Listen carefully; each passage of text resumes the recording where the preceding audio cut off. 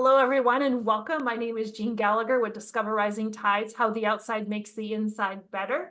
And I'm here with Denise Stegall, our longevity specialist. Hey, Denise. Hey, Jean, how are you today?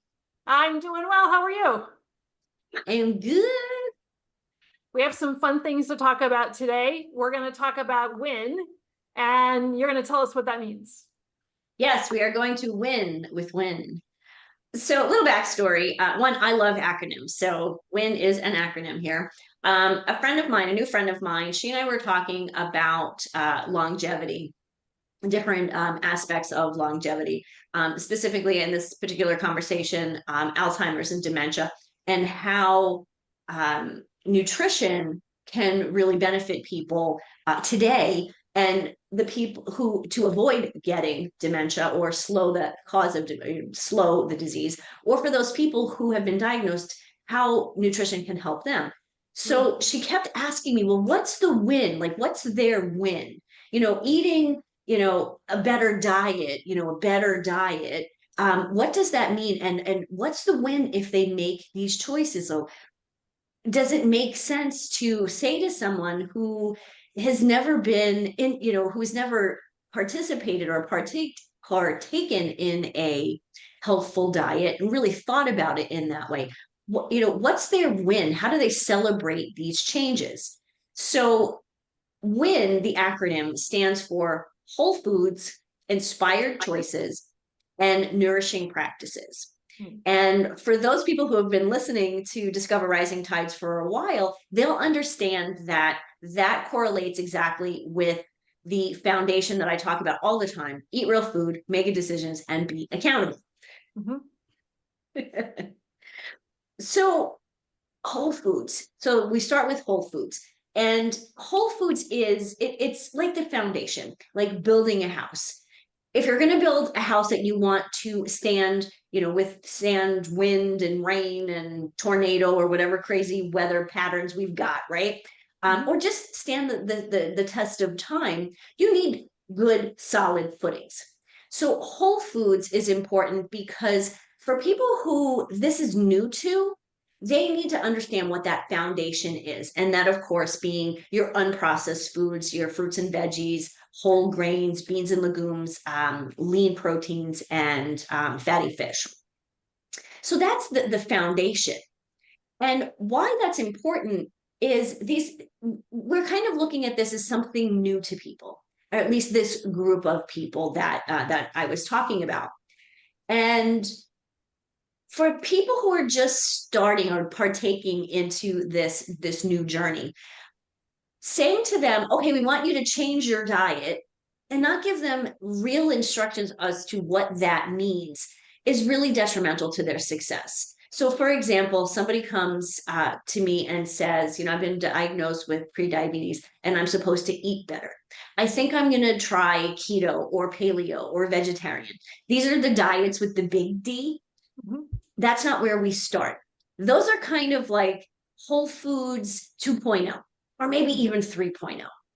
Again, we need to start with those foundations. And then once they have a foundation in Whole Foods, they can then make an informed choice, inspired choice, which is actually the I we'll talk about another time, as to whether they want to follow one of these diets with a big D, as opposed to the Whole Foods diet, meaning the foods that they're eating, that doesn't take any particular food group out of what they're eating. And as they're starting on this or embarking on this journey, I think that the best thing to do, or the first things to do, which are the most appropriate, would be, is this a process thing out of the box? Yes or no? Follow the flow chart. And let's find those veggies and beans and legumes and lean meat and fatty fish and start to replace them. That's the little d, getting the good habits. And then once those good habits are in place, I love what you said, it gives them the foundation to move on to a more strict is the wrong word, but a more finite definition of tailored. Let's just call it a more tailored way of eating. Absolutely. Because exactly. First, I just say use the word tailored, and I thought of a pair of pants that I just recently bought that that need to actually go to the tailor. You go to the store and you buy a really nice pair of pants. And you're a woman, you understand this. What you're always told is you have to buy a pair of pants that fit your biggest part, right? So for me, I'm an athlete. I've been an athlete my whole life. I was a fencer for many, many years. So my right leg is an inch thicker than my left leg. Oh, So really? my pants, yeah, it's crazy. Still to this day, I haven't fenced since college. So I have to buy a pair of pants that fit my body, fit that leg, which is, let's call these And the pair of left pants the leg just comes along foundation. for a ride. Exactly. It's the foundation. And then once I have those pants, yes, I need to tailor them so they fit the waist and they fit my length. So that's another kind of way to think about it. You've got to get the pair of pants first before you can take them to the tailors. That's a good analogy. That makes sense. So when we're looking at Whole Foods, and this is kind of, again, what's the win in this? What's the win in having a variety of colors in your food and a variety of nutrients? Like, what does it even mean? Yes, we want foods that are rich in essential vitamins and minerals and antioxidants because they're great for overall health. What the heck does that even mean? Right?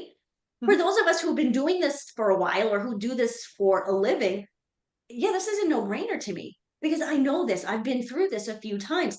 But what does it mean to somebody who's really just embarking on this? It means better energy, increased energy. It means, I love this one, improved digestion. You mean my stomach's not it's supposed to gurgle every time I have something to eat? No, it's not supposed to gurgle. And you're not supposed to keep running to the bathroom 20 and 30 times a day. Eating your whole foods will help you digest food properly and actually eliminate food properly as well. They go together. We talk a lot about the gut microbiome. That's kind of kind of been a buzzword for the last 10 years, or I guess gut microbiome is 2 words. And we hear about this and it's like, oh, okay, yeah, eat yogurt, right? Because it's supposed to help with your microbiome. Again, what does it even mean? Yeah, it's healthy for us, eat yogurt, that's good for you.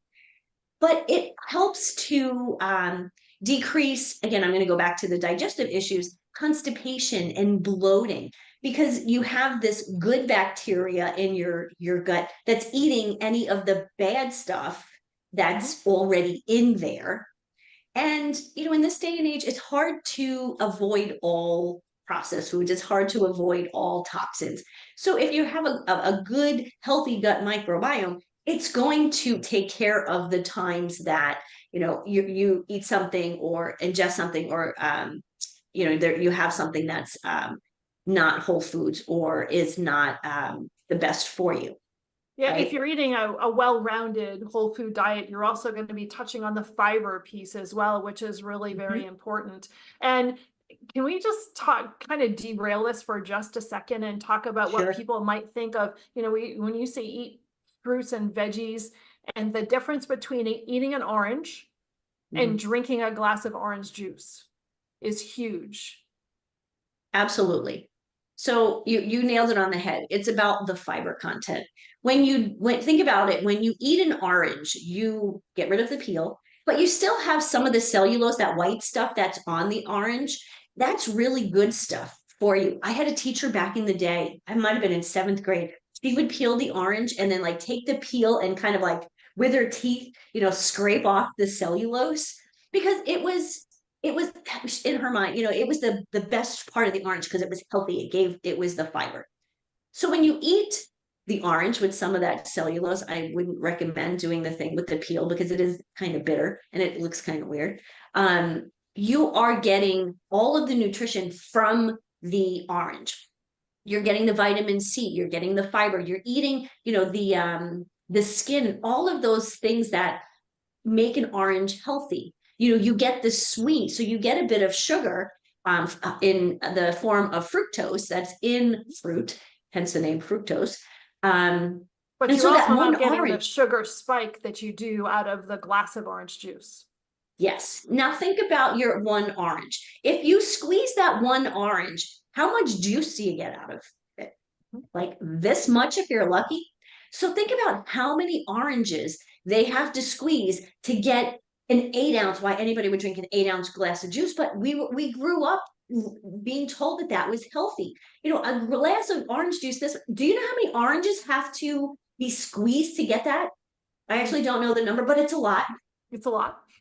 And so with that, you're getting all of the sugar and the flavor. Maybe you're getting some of the nutrition, but you're not getting any of the fiber. So when you eat the orange, it actually digests slowly, and the fructose doesn't spike your sugar, your glucose levels. When you drink that orange juice, that concentrated sugar, basically, you drink it and it elevates your glucose levels. And that's one of the challenges when people are diabetic.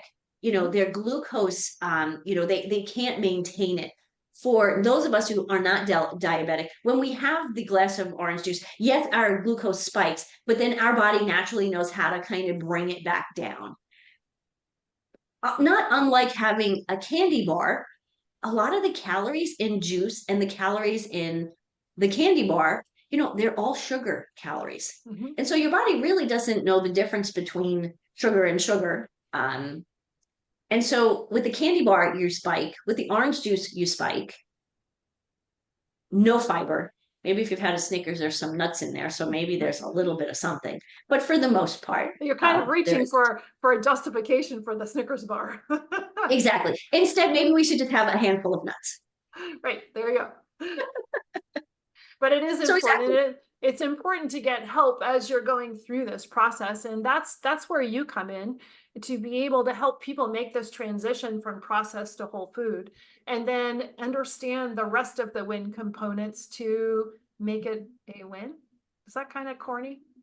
Yes, no, it works to make it a win because, we want to win when it comes, we want to succeed. When I think of this, I think of winning as succeeding. When I prepare, when I was an athlete and I would, I practiced and I prepared and I would do my mental, what I didn't know what it was called back then, but, really, kind of thought about what I was doing and how I was going to compete that day.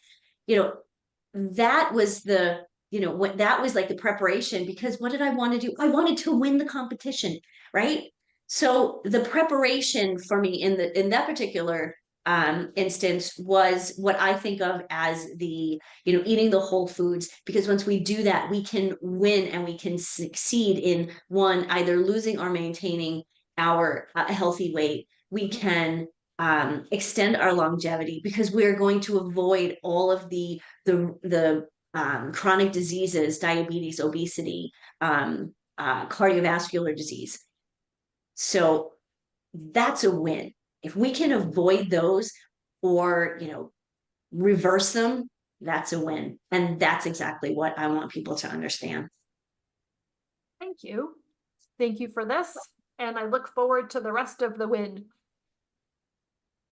Hello, everyone. This is Jean Gallagher, Discover Rising Tides, and I want to just take a moment to talk about my friend, Denise Stegall. I am honored to call her as a friend, and I'm so grateful that she gives us her insight during our shows, each show, and talks about healthy living, eating real food. You hear Denise say, eat real food a lot. Well, she means it, and she knows what she's talking about. She is an amazing healthy living coach, curator at Living Healthy List. And if you ever have any questions about what is real food, why does it matter, how does that apply to me, how do I change, what do I need to do, how do I even create a healthy living shopping list, make sure that you call her. She is your healthy living coach, and you can find her at healthylivinglist.com. Hello, everyone, and welcome to Discover Rising Tides, How the Outside Makes the Inside Better. My name is Jean Gallagher, and welcome to the show. I'm very excited today to introduce to you our guest for today, and Katie Spadoro. So, hi, Katie, how are you? I'm doing great. Thanks for having me. Oh, thank you for being here. Before we get started, and let's give us a little bit about your background, and then we'll dive in. For sure. So my background is in human resources. So I'm actually from New Jersey originally. I went to Rutgers, and I spent some time in South Florida, and I then was in Tulsa, Oklahoma, where I started my company. And it's called CYB Human Resources. We specialize in small businesses, helping them expand and grow, replacing the need for the in-house HR experts. So they don't really need to hire in-house HR until they truly feel like that's something they want to do. We help them build their HR infrastructure out. We help them on a day-to-day basis with management of employee questions, issues, conflict that comes up, just helping their business grow and expand without, risk of EEOC charges and lawsuits and all of those things. So a lot of back and forth, and it's an intimate experience working with these smaller businesses because we get to give them our one-on-one attention and support.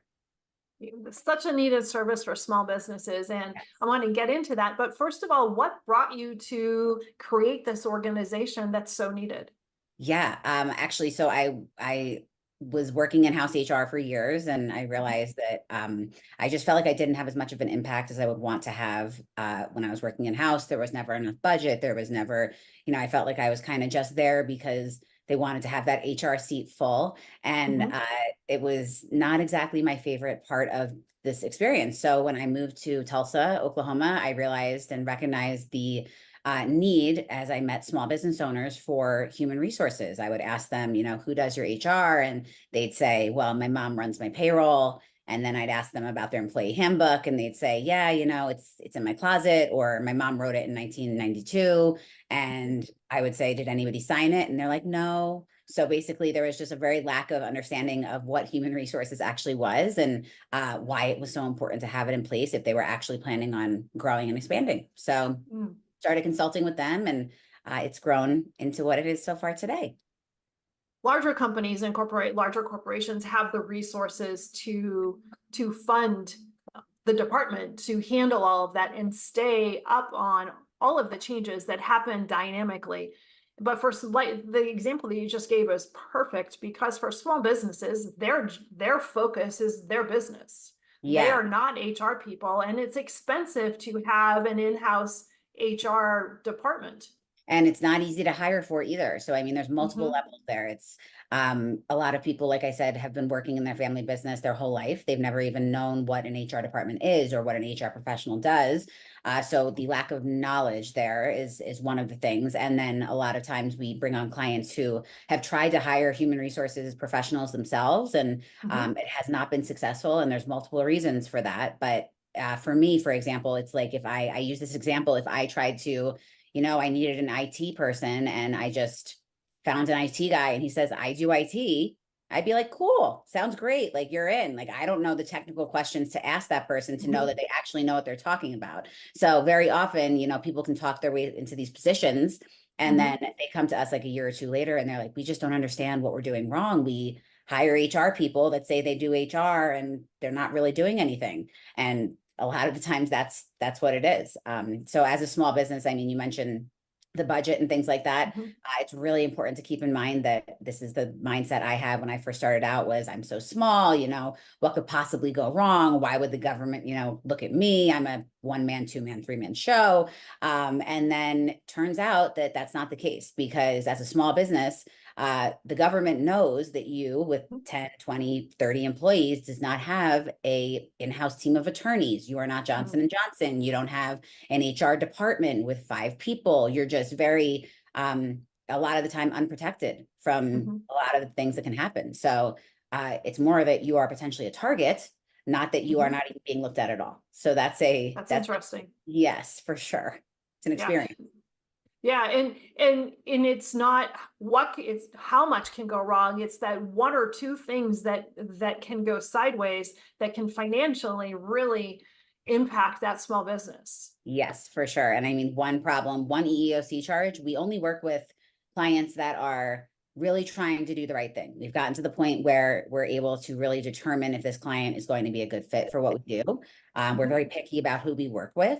And an EEOC charge, a lot of the time they come to us after they've received that, and they'll say, well, we thought we were doing everything right. We did the best we could. We were being nice people. We were being good people. And we got this EEOC charge that's requiring us to, mediate. We have to pay out $200,000. And we just can't afford to do that. So it's really, really expensive to not do it right the first time, for sure. And so I'll go back to that original example, the mom and pop business and the family members running payroll. And that seems like, what else would you need, right? We're Yeah. paying our employees and that's getting it. paid. And what I didn't realize is that you would think that the smaller companies wouldn't be on the radar as much as a larger company, but it's really not that way then. It is not that way. And I've seen it multiple times. I've experienced it myself in different areas, obviously not in HR. But I use the story of the fact that for some reason, I figured that I could do my own accounting because for some reason, I took a accounting class in college. I dropped it the second week because I was like, I don't know what's going on. I prefer not to do this. And then I started a business and it was just me. And I was like, I could probably do this. How hard could this possibly be? It's And just I QuickBooks. do it exactly.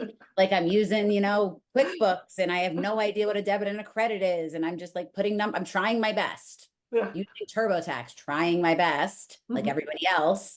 And eventually it came to my attention that I was not doing it properly, which was not fun to learn and took time and energy and money and things that I could have very much avoided if I had just said, let me hire a CPA upfront. I know it's expensive, but let them set it up right the first time, because the undoing of the problem is not fun or cheap. I can appreciate that too as a small business, but for me, my small business is just me on purpose. Yes. And I'm choosing to be a sole financial advisor on purpose. Yes. Because I've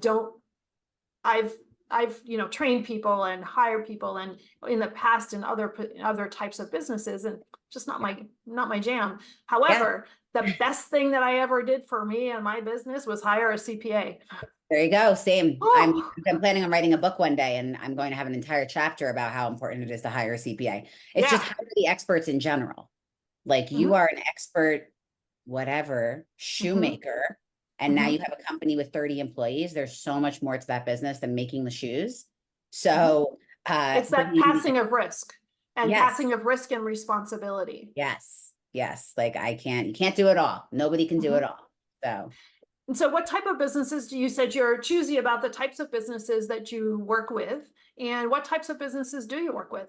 So we are industry agnostic. So if you have employees, we work with you. It's more about the people that we're working with. So if we are, meeting people, and I actually spoke to someone earlier today, and they had they're in benefits, and they had a conversation with one of their clients, and they told them the law, and the clients were like, okay, well, we're just probably not going to do it that way. And, if you're not going to really listen to the guidance that we're able to give, then we're most likely not a great fit. Like we are here to support you. If there's a way to do what you want to do and it's legal, we'll definitely help you do it. But it's more about the people that we're working with, and it's less about the industry. We do work a lot in, blue collar, lots of construction, HVAC. We work in restaurants, bars, all food and beverage. Energy is a big one as well. Those are energy. I'll tell you right now, oil and gas, energy, and construction. Those are my two favorite industries to work in, because our team is super down to earth. And so what we're doing is we're working with just some real down to earth people that want to do it right. They're open to new suggestions. They're coachable, things like that. I like that. I really like the fact that the people make the difference. Yes. And in this day and age where everything is virtual, and that virtual can be really impersonal.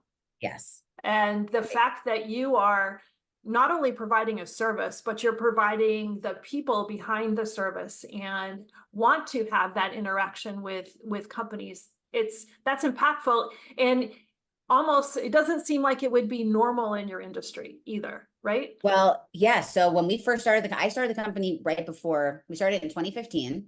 So everything was in person. And my long-term thought process here was I really wanted to give an opportunity to, obviously I'm a woman, and I wanted to give an opportunity. HR is heavily woman focused. Most HR professionals, there are some great men in HR, but primarily they are women in the industry. And there was not a lot of options for women to work part-time in HR or work remote in HR. It was either your full-time HR or your not Not, working at all. So you were not able to, you know, really have a family or travel or be outside or enjoy time, spending time doing anything else because you had to be in the office and I had to drive there. So the goal long term, and COVID essentially pushed that along because all of a sudden, a lot of the business owners who were like, no, we need everyone in-house every day, all the people. And number one, you don't. And I knew that. But that was something that I think a lot of business owners were like, oh, well, you know, you're right. My accounting team, my CPA is outsourced. We just meet, you know, a couple times a month or whatever. And we can meet virtually. And so the same thing went with HR. It was like, oh, you're right. I don't have to pay someone to sit in my office all day, every day, to be in HR when I can work with a team of experts. So you know what you're getting. And we have a lot of experience, years of experience across all industries, headcounts, locations. So it's definitely a great opportunity for a growing business. It's a perfect setup. And do you have different types of support that are scaled for a business size? Yeah, absolutely. So our outsourced HR packages are our primary, are what we focus on primarily. So we have an HR assistant, an HR generalist, an HR director, and then an HR department. And those are based on headcounts. So we do have clients, you know, that are as small as 5 couple employees up to clients that have, you know, a couple hundred employees. And the way that we function in those areas are we're supportive HR. They may have an HR team available. We're really supporting that process, helping take some pressure off of them. And then the lower headcounts, we are really the HR professional at their company. We have a primary designee that we meet with, but we help them make the tough decisions, the tough calls that they have to make, stay up to date on compliance. We also have a HR hotline, and the HR hotline is both management and employee facing. So that's unique to CYB. And that was something that came about by me working with these smaller businesses when I was living in Tulsa. And I would say, how are you doing? You know, how's your HR? And they're like, oh, we love each other. We're a family owned business. We'll never have any problems. And then they call me 6 months later and they say, hey, Sally is suing me. So can you help me? And I'm like, well, I can help you not do it again. But at this point, we have to call your attorney because you were not proactive in the situation. So that was where the hotline really came from, was the idea that how do we get into place prior to these things spiraling out of control? So the hotline is there for employees to reach out, for managers to ask questions, for team members that, you know, there may be a specific HR update they saw. They don't know what it means. They can chat with us, give us a call. So that's available. HR in a Box is a real starter program for smaller businesses. So it provides the basics to set you up for success. And we have, you know, HR 911 or HR Rescue. That's kind of a overall, we do audits through that. We do that. I have some crazy stories through HR Rescue of people that thought they were good to go. And then they're like, oh, no, I'm not. And they call and they're like, we've gotten ourselves in this giant hole. This is the problem. What can you do? So those are things that, yeah. So, you know, I mean, and those go across the board, from harassment to violence to bullying to things that they never thought would happen to them. And they just don't know what to do next. So we love it. We love what we do. And we have some great clients for sure. That must be fascinating to work through. It's nonstop. It's lots of fun. I love it. And I was just writing I do a lot of content and a lot of posts and videos and things like that. And that was one of the things that I had mentioned, that if you're the kind of person that wants to sit behind a desk and, you know, 9 to 5 in your cubicle and peace and quiet, do your work and then go home, HR is not for you. That is not the vibe. Like, you need to be excited about new projects. You need to be able to, you know, change your mind and move around on a dime and answer different phone calls, especially working with multiple clients. So it's challenging enough in-house HR because you have a certain number of employees, but when you're working with multiple clients, you really need to be able to prioritize and, you know, pick up the phone and remember exactly where you were with that person and all of that stuff. So there are definitely people that are great and really this is the perfect opportunity and position for them. And there's some people that it's not, and that's cool. You know, we need everybody for those things. So that's it. I knew going into my career growing up that sitting behind a desk 9 to 5, just doing the exact same thing every single day was not going to keep me keep my attention. I would get Mhm. extremely bored. So now Yeah. I'm in an industry that's never boring. It's perfect. So what does it look like? So two questions. First is, what does it look like when you're bringing on a new client? And then what's there once the onboarding is done, what kind of reactions do you have from these clients? Of, is it relief? Is it just, thank Yes. goodness I have somebody to call? Yeah, that's exactly what it is. So we do initial calls, and up front, I do a quick initial call, and then I'll set them up, for a most likely an HR road mapping session. However, some people we can right off the bat after the first initial call, I'm able to determine that we're a good fit for them. So once we do that, we onboard them, and it's not a hard sell in the sense that if you have employees and you don't have an HR expert in-house who's certified, we're the answer. That's it. And, we're different from PEOs, as we're proactive in the sense that we work alongside PEOs often. Some clients have PEOs that they utilize for payroll and benefits, and we're the person that is that in the middle person. So, but before you go any further, I'm really glad you made that distinction, because some people might, well, I have this, why do I need that? Because they say they do some of this. Yeah. So yeah. I've worked in-house, and I've utilized PEOs before, and they're good for certain situations for sure. And some situations they're just not a great fit for, and I'm not going to name them, the ones that I've worked with that aren't great. But overall, HR really needs to be proactive. And in my opinion, a PEO in general expects that somebody in-house has some HR background or knowledge. And the reason I say that is because the PEO may say, hey, we'll do everything. We'll do your payroll and your HR and all of your things.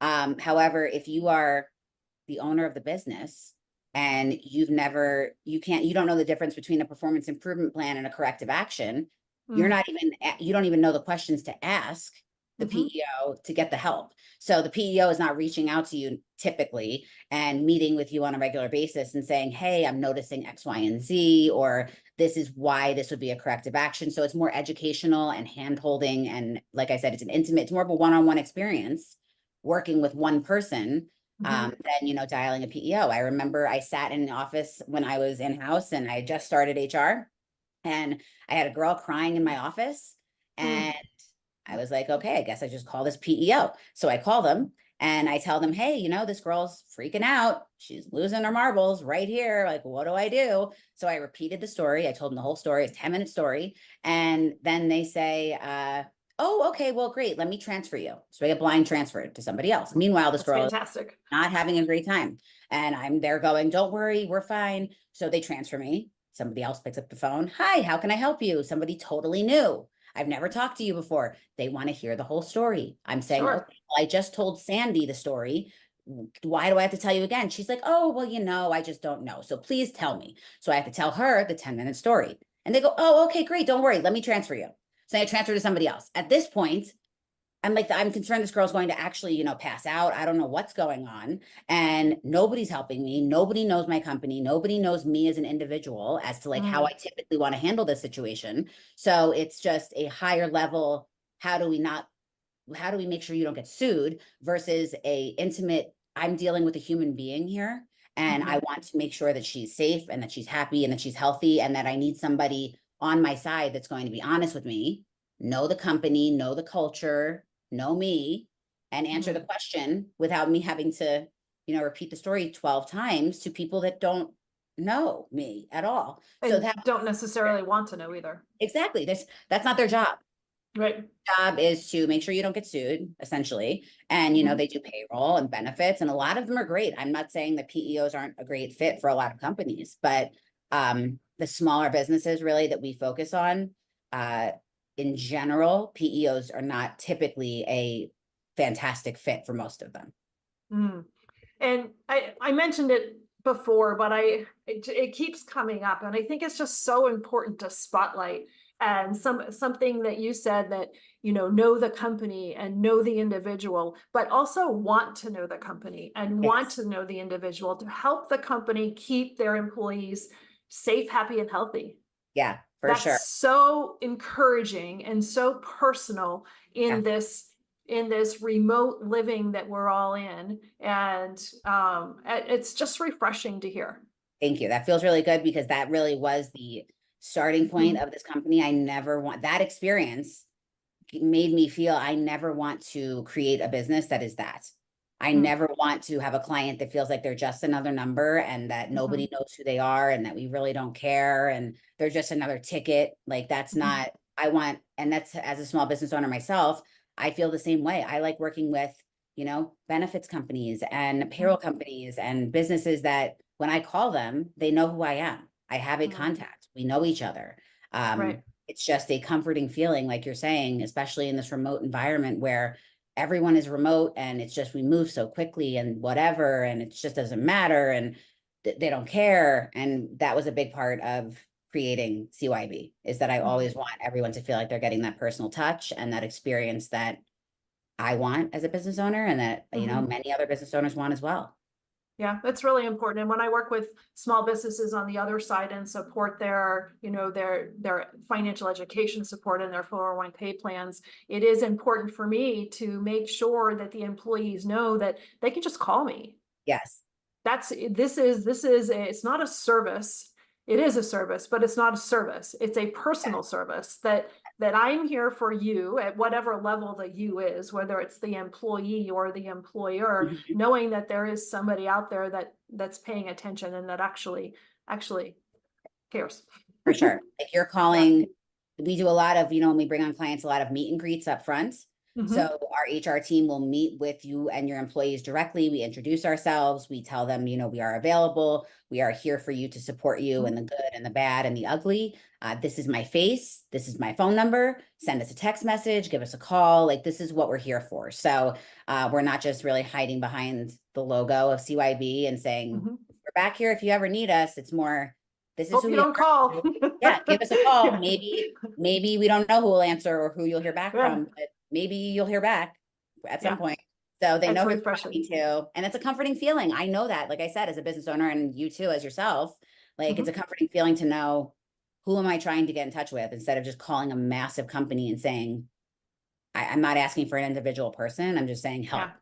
Like Yeah, well, you know, if you're calling a customer service and you need help with something personal or whatever, and you're getting a representative, sometimes in the United States, sometimes not, sometimes the only education is what they're reading off the AI is telling them off the screen. And that's just frustrating. Super frustrating. If you even get to a representative. It's true I'm that like screaming in the phone. They like make me repeat my name 22 times. Like I'm like, if you can make it out of the VRU, you're doing exactly. well. If I can make it out of like the number dialing portion of it, and I finally get somebody on the phone, they still, you know, don't have my account information. I gotta repeat everything to them. And I am a small business owner. I do not have time to have one of those calls a day, let alone, you know, 4 different calls like that, where I'm just wait for the entire like the menu. You get to number 9. None of those are going to work. They're like, press 0 to repeat the message. And I'm like, this is not helpful. I cannot handle this. No. So, yes, no. I'm like, no, human. And they're like, we don't understand that choice. Please listen to the choices again. And I'm like, thanks for nothing. Please. So you've seen the industry change immensely since 2015. And I would assume too that CYB has changed and morphed into where it is now, which wasn't exactly what the footprint was in 2015, but it's what the industry's needed and is required for the change. What else are you doing? You mentioned something quickly, and I want to talk about that. What else are you doing or environment that you're creating to support businesses? Yes. So I am actually in the process currently of building out my own community. So it's a virtual community online. And what we are doing in this community is it's going to be an HR focused community. And the individuals that we are inviting into this community are either HR experts that just want to have support and opportunity to network and a place that they can feel comfortable talking. Because, you know, being in a company as an HR department of 1, for example, is super challenging. You have nobody to talk to about it. You can't share personal information with other people. You got to have that boundary. So you have to have somewhere to go. And that's, you know, I have my team at CYB Human Resources, thankful every day for that, because we can talk within each other and, you know, make it not be so awful, and we'll figure out a solution together. But if you're in that situation and it's a small team, this is a great opportunity for them. And then in addition, the other side of that really is focused on HR assistant level or just breaking into the industry up front. And I actually, like I said, we do a lot of content. I was writing a post earlier and it was about, I remember being an HR assistant and I had the amazing opportunity to learn from incredible high level HR professionals. They were bringing me into these meetings that I was like, I don't know what's going on here. Why, like, what do I do? Like, I don't even know what the words that they're using. So that opportunity, I know not everyone gets that opportunity that I had. And I think that if you are just breaking into HR or you're really interested in learning more about how to do it, I think that surrounding yourself with high level HR experts who have been there is the best way to do it. And that's the way we do it internally with CYB as well. When we have an apprenticeship program, and they learn on the job. They get tossed in there into the fire. Learn right now. This is the best way for you to learn. We're here to answer questions. We'll be here to support you, but the best way to learn is just to do it. So that it is true. It's very true. And I did a lot of field training in my career too, because you can sit behind a computer, you can sit with your face in a book, but it's not real life. No. And the importance of learning how to communicate and learning how to ask the correct questions, because if the person is sitting at your desk or sitting on the phone with you and they're having some sort of distress happening, they don't know how to communicate what's going on with them really well, because they're in the moment. Yes, for sure. And to learn how to have those meaningful conversations. Yes. That's going to help them clarify what's wrong, and then also help you figure out and determine what the correct. You could take one situation, I would assume, and without asking the right questions, head down the wrong path. Absolutely. Yes. And that is not a option for us in HR. We need to be obviously very aware of the verbiage that we use overall at any time. And we're number one here to protect the business. Our goal is to make sure that business is successful and protected, the business owner, the management team. But number two, we are really here to have open communication with employees and allow them to voice anything that they're feeling, and allowing them to make the company better by providing feedback. If we don't know what's going on, we can't make a change. And like you said, I mean, reading from a book I love books. Books are great. But you know, if I had the choice between hiring somebody who had 10 years of HR experience in the field, all of that, versus someone with, 10 years of schooling focused in HR and zero experience, I'm hiring the person who has the experience. Because I mean, if you've never fired somebody, reading how to fire somebody from a book is beyond not going to help you at all. Like, it might tell you the legal side of like what you cannot say, but it's a lot different when you're sitting in a room or on a call and people are losing their minds, they're crying, you're changing their life that day.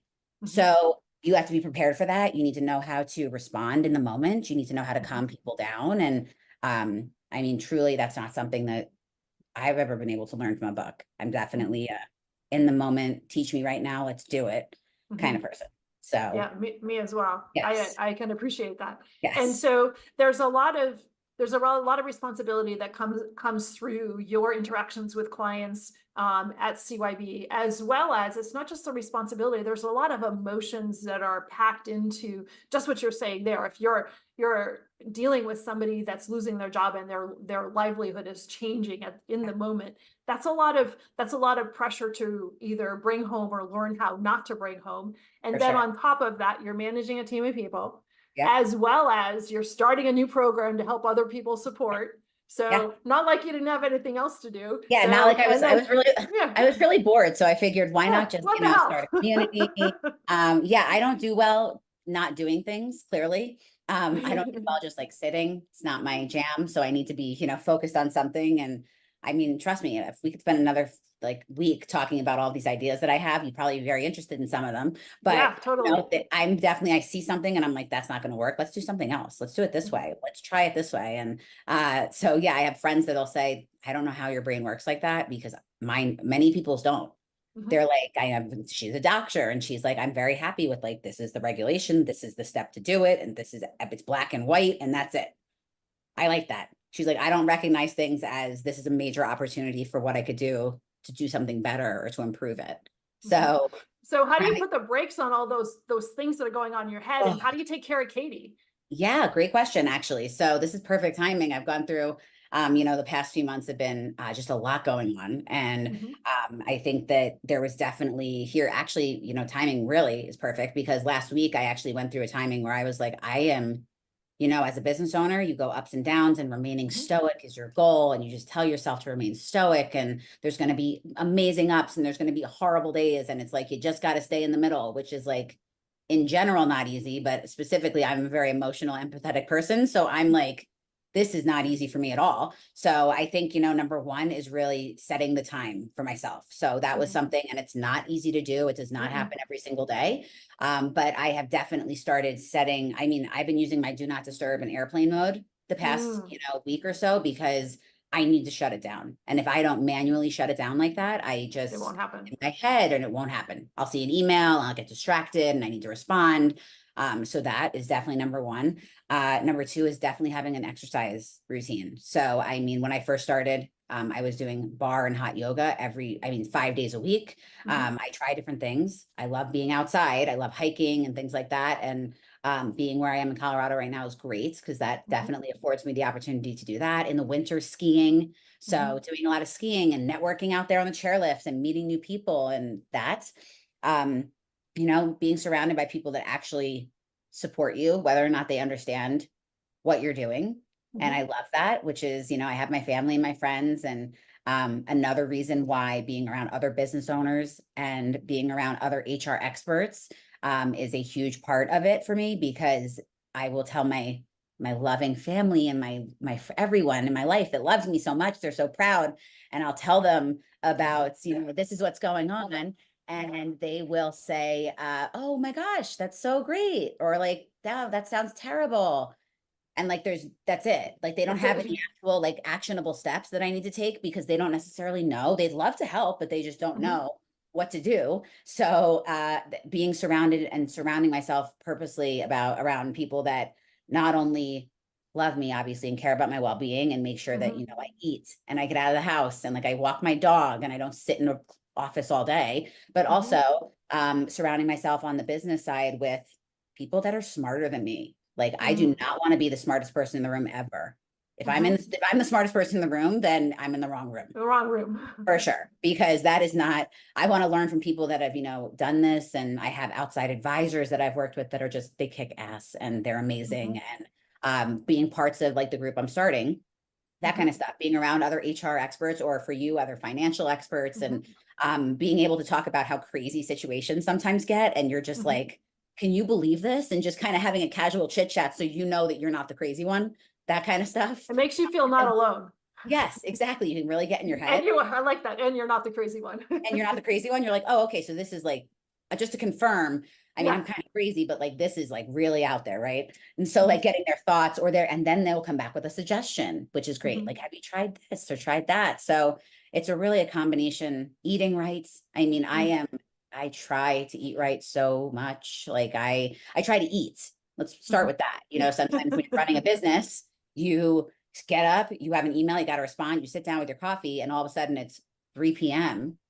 and you've had nothing to eat. You have not seen the light of day. You have not gone Yeah. outside. Like, that is, That and was Monday yeah, for and that's me. exactly, there you go. And it happens. I'm not It saying it doesn't does. happen for sure to And me. then I'm really cranky afterwards. Oh It's my gosh, and I'm fantastic. miserable. I'm depressed. I'm like, this is Yeah, it's awful. Like, awful. why am I doing this? So what made me decide to do this? But yeah, so I really do. I rely heavily on my support system personally to make sure that, I do those things. Cause I'm like, yeah, I'll go for a walk today. It's going to be awesome. And then all of a sudden I've scheduled over my lunch break. I have no Yeah. time and it's dark outside. And I'm like, how did that happen? That's not Mhm. great. So getting outside for sure. Mhm. Like we've talked about, Yeah. important. Nature, Very disconnecting. important. And then also I would assume too, supporting your staff on those endeavors as well. Absolutely. So we are a fully virtual company, and that was Mhm. something that was really important to me. And I really wanted to focus on that work-life balance. What we do is really hard. It's challenging. You deal with things across the board. You can be laughing, crying, laughing within a 5-minute period. And so it's really important for them to have the same type of experience. And what we really try hard to do is I don't micromanage. That's like a big thing, you know, I want you to get the job done, answer the clients, be responsible, be kind, support your team members. But other than that, it's remote. You could work on a chairlift, you can work on the beach, you can be wherever you want to be that makes your soul happy and do your work. So it's really an opportunity. I mean, I think not just because it's my own company, but I think that I give a great opportunity for that kind of lifestyle and, you know, having that opportunity to be wherever you want to be, like be where what makes you happy. You want to sit outside by the ocean and work. If you have Wi-Fi on your phone, sounds great to me. Do that. It's So really wonderful because a lot of companies that went virtual, people are still afraid to appear to be someplace other than their office. yeah, and I mean, and there's lots of pieces there. I don't want to pick anything specific, Yep. but you know, a lot of that comes down to the management of these individuals. And I keep bringing up this content. We're talking about all the content that I have just written and wrote. So anyone can visit and check out our LinkedIn newsletter because it's all there. But so this specifically, it comes down to multiple points. You know, you have remote workforce. Number one, you need to trust them. I don't set up things on my employees' keyboards to be able to tell if they're moving their mouse or they're typing or like that. I don't like call them to ask them if they're in the bathroom. Like whatever. Like this is, I'm not standing over you like that. So I trust them. So I've trained them. I've coached them. The hiring process is heavily important in this, is that you hire the right people. Number one, you need to have the right people on your team up front that you trust. And they built that trust, obviously, but people that work's getting done, things are getting done, you know, and they're following instructions, they're showing up on time to meetings, they're there when you call. So, I mean, and that's the most important part, is that they're doing their job and that they're happy doing it. And Like, you're empowering them to do the right thing. yes, you're empowering your team to do the right thing. You coach them, teach them, and let them fly like a little bird. And you know, not micromanaging and standing over them to make sure they're doing everything exactly right and all of that. You know, we're here to coach and teach you. And you're going to probably make mistakes. I've made more than enough myself, and I continue to make them on a regular basis because business entrepreneurship is not for the weak. But you learn from them and you move forward. And once you know you make that mistake, you learn from it and you just don't do it again. So I think what you're saying is just, it's the management and the hiring process. Really, I agree with you. A lot of people are just, and then you're kind of setting up an opportunity for, you know, you're setting up a situation where you have your employees who feel the need that they need to lie to you, which is like the worst possible situation.